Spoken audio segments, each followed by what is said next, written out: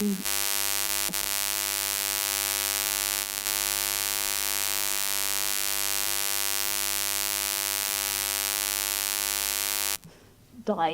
after a while. And that was partly because the markets have been very difficult, but there's also a bit of chat about, is this actually a fad or is it going to last for long? And my very strong view is that the world has changed forever. I think it's actually uneconomic for banks to deal with very small lenders, and yet those small borrowers, and yet those small borrowers in the past only had the banks to go to, really, in the main. And that was particularly true in the UK. The alternative finance sector in the US is actually much bigger than it is here. If you actually look, even today, even after we've all been working very hard to provide finance to small and medium-sized enterprises in the UK, 92% of lending still comes from the banks, whereas in the US it's only 80% that comes from the banks, and the alternative finance sector is markedly larger. I think the same will happen here. Our alternative finance sector will grow and become a major part of lending to SMEs. Part of that is to do with the banks themselves, in that regulation has been tightened since the credit crunch, and it's now really very uneconomic to lend to an SME. If you lend to an SME as a bank on an unsecured basis, you have to have a 100% capital weighting in your books, whereas if you're lending on a secured basis or lending to a large company, you can lend 8 times as much. So it's clearly not economic for the banks to do it. And so I think that it will be very firmly the area that alternative finance providers focus on and flourish in the coming years. And in terms of what you can lend to and what you can secure on, we've heard from Angus about accounts receivable, which is quite a substantial part of the market, but there are lots of things you could lend for and against. So real estate is a relatively easy thing to do. There are platforms that have been around for quite a while now that are doing real estate and have got real traction, and I would expect that to become a bigger area of lending for small developers and so on going forward. But there are all sorts of other areas that are emerging, like second-hand car finance, lending against intellectual property, lending generally as a senior debt provider to SMEs, which is what Money&Co does, and lots of areas that I think that we can actually infiltrate over time. Some of the people in this room were at another similar conference in New York a few days ago, and one of the big topics for discussion there was, should a platform remain pure and just lend in one, what we call lending vertical, or should it look to diversify and lend across other lending verticals? And my very strong view is that actually lending across several lending verticals is a good idea from the business's point of view. And so that's something that we certainly at Money&Co are thinking about and looking at in some detail currently. And leasing is an area that I'm particularly interested in. Second-hand car finance is also an interesting area. In terms of geographic expansion, I think the big prize will probably be China. It's a very difficult place to do business. I have actually spent many, many years going to China and looking at it, and then haven't actually ever done anything because I'm terrified that we're going to lose huge amounts of money. But I do think it is an economy that you cannot ignore. And of course, at the moment, it's causing havoc for the world's markets because of its slowdown, and it's making everybody terribly nervous. That doesn't mean to say that there aren't great opportunities there. And it reminds me slightly of things like mobile telephony, where when you go into a marketplace which is underdeveloped, often it leapfrogs. So with mobile telephony, a lot of countries that didn't have fixed wire telephony went straight to mobile, and indeed went straight to mobile-based banking. And I think the same will be true in China. They're not used to borrowing. It's very much been a cash economy. But as companies become more mature and they begin to see that actually debt can be a useful tool as well as equity in terms of growing their businesses, they may well not bother with the banks and actually go straight to platforms like ours. So I think China is a very interesting place to expand into. Most people think that they've got to expand into the US because the US is the biggest debt market in the world. But it's also an extremely complex market in that, in many ways, it's like 50 countries, not one.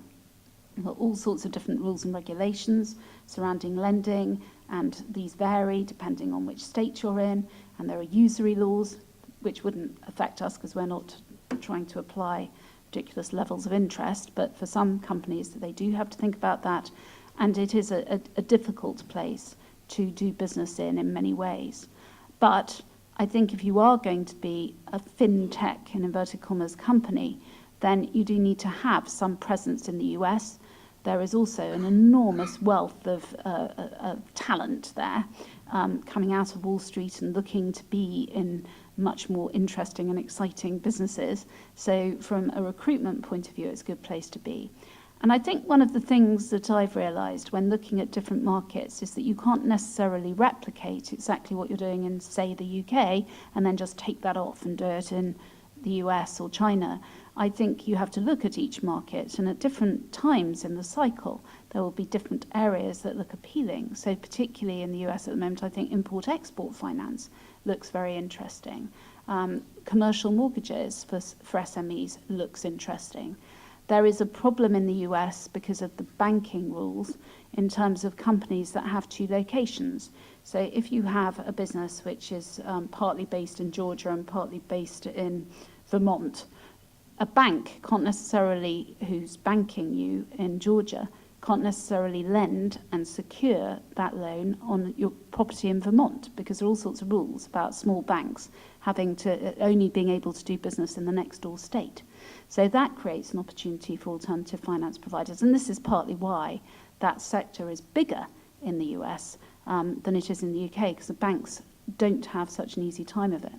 So I think in terms of the industry as a whole, there is absolutely no question in my mind that it is here to stay, that it's going to grow. There's a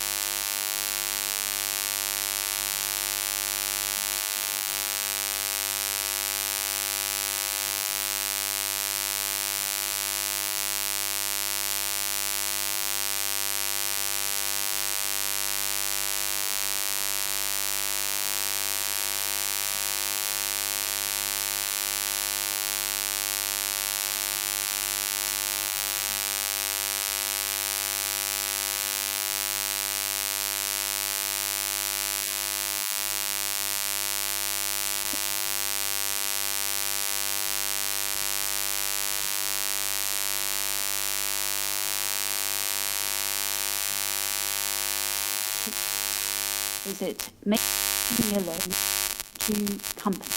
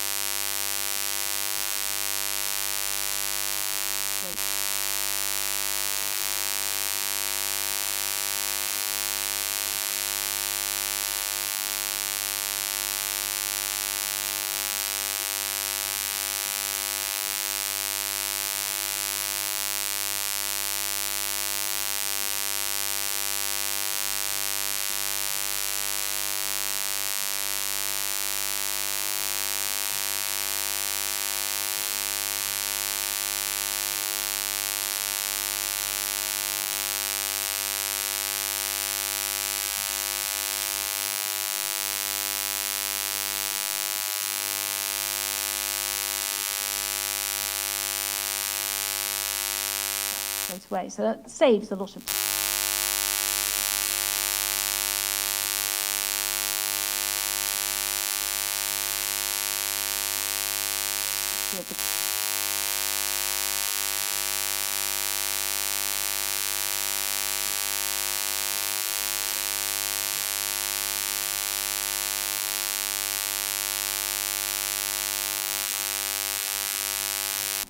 the analyst knows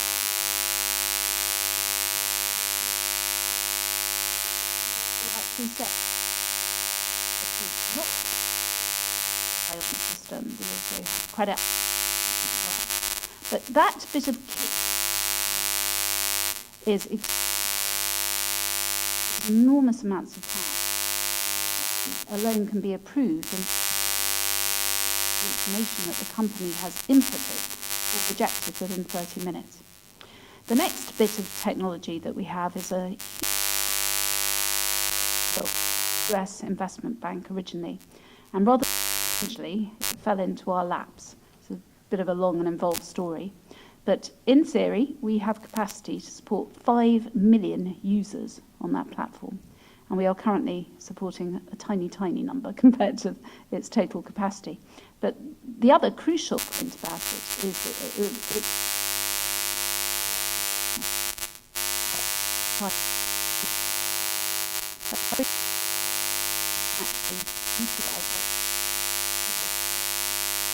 what it really is for the business. So it has their own account. They can where their money is.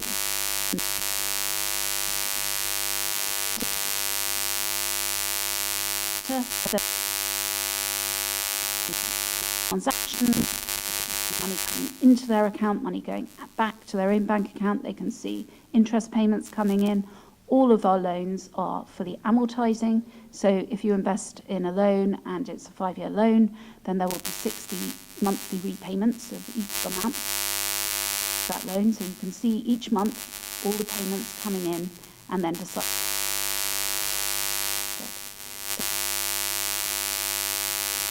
£1 million loan.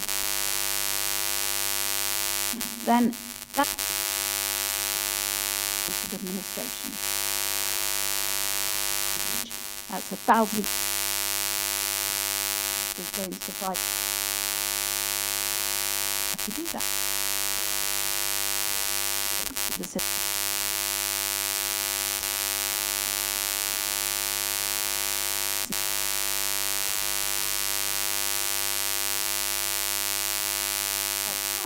They've got about as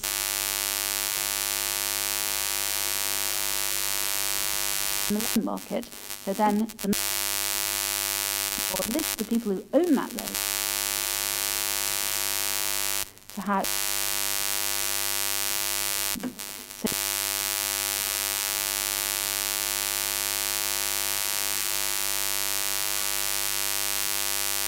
site is not a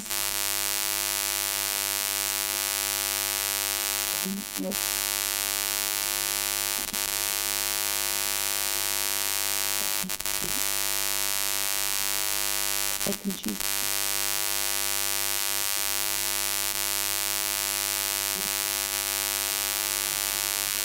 companies as being alternative finance companies. They do utilise technology in a major way, and if we actually look at our own business, we employ far fewer people in the middle if we system. And in terms of approval of credit, we can do that much faster than we would be able to do if we didn't have our credit analysis system. Going back to Martin's point about fixed loans, and there are other issues surrounding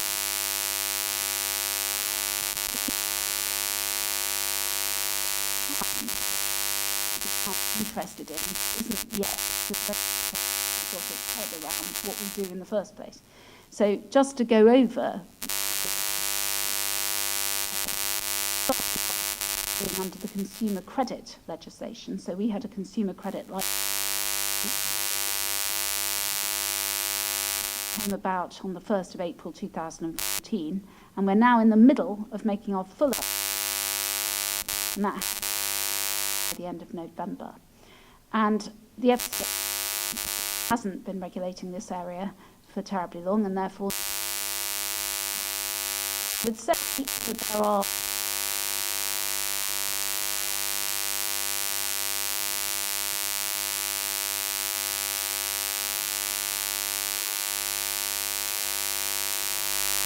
because they're at the moment pre-qualify anybody. They don't have to say they're high net worth or sophisticated investors. So anybody off the street can come onto the site and start bidding on loans. There is a danger that somebody inherits £10,000 from their granny and then invests it in a high-yielding, very high-risk loan and doesn't realise what they're really doing. So there's that issue. The second issue is that there is a lot of institutional... The returns are attractive. Yield at the moment is about 9.1% growth. So in an interest rate environment, which is where rates are, in my view, don't necessarily up in a hurry, that means people are desperate.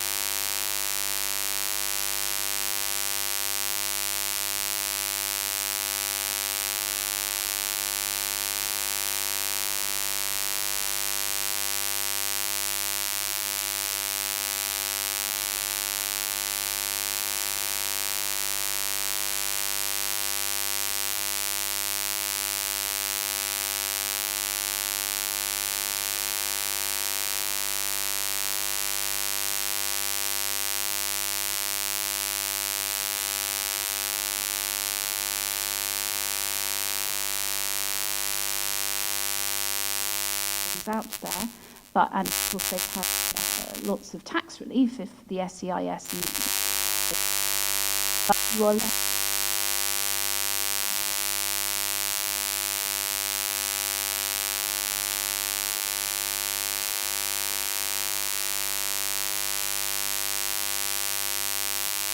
In our case, we have a first-ranking debenture.